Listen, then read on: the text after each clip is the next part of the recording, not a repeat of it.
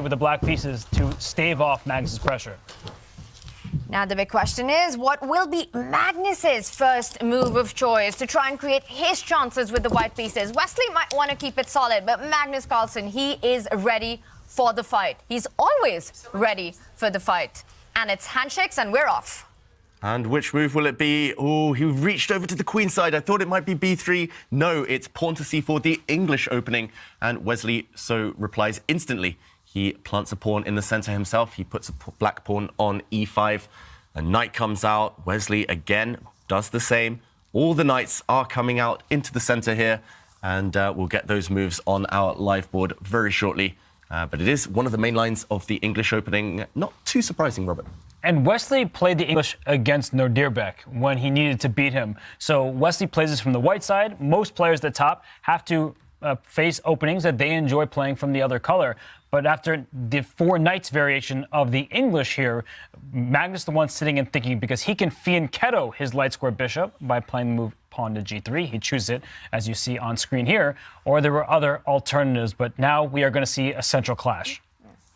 And we see trades are happening in the center of the board. No Mimi opening by Magnus, the solid English. And I want to ask you, because we've been seeing this term being dropped around a lot, Mimi openings. Give me some examples. What are these and why are they so Mimi? Mimi openings tend to be non-traditional openings or openings we very rarely see at the top level. Often there's a sneaky idea behind them, whether it's the bomb cloud with a very incorrect early king move, whether it's, I'm trying to think of other Mimi openings, 1b3, let's say, which doesn't occupy the center. It's something that kind of is a rare guest at top level and often is kind of designed to either troll the opponent, throw off the opponent, maybe some mind games involved, but this is very correct chess comparatively. And would there usually be one game opening approach, something that you don't end up repeating in a match? Unless you're Hikaru and you play Mimi openings on every single turn, every single game. And yeah, normally there's a time and a place. We see a lot of Mimi openings online. Often players, they have kind of pet lines where they kind of loyally adopt certain openings, even if they know objectively they're not the best because they know all the tricks behind them. Shout out to the Stafford Gambit and Eric Rosen out there. But either way, this is much more traditional stuff. Much more traditional stuff, and we're seeing some traditional plans being played right now. It looks like White, though, has got, again, a more solid approach, a more solid setup, still not breaking out in the center. But very often these openings do end up sort of exploding in the center. There is action that happens, but right now it's just very early on.